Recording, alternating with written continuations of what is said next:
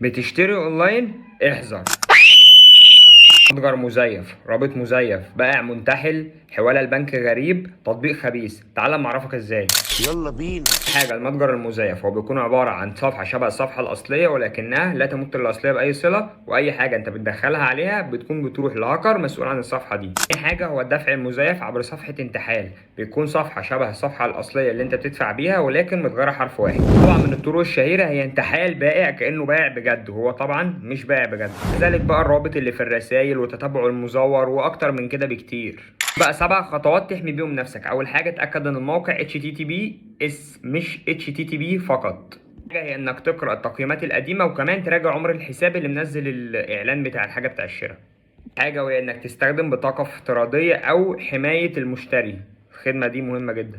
حاجه ما تبعتش اي حواله بنكيه لاي حد انت ما تعرفوش. ما تنساش تفعل المصادقة الثنائية في كل حساباتك الحساسة. يعني احتفظ بالإيصال وبإثبات الدفع وبلقطات شاشة لو تقدر تاخدها من المعاملة اللي تمت بينك وبين المكان ده حتى لو المكان أصلي. وصلت لحد هنا ما تنساش تعمل لايك وفولو عشان الفيديوهات جاية. سلام.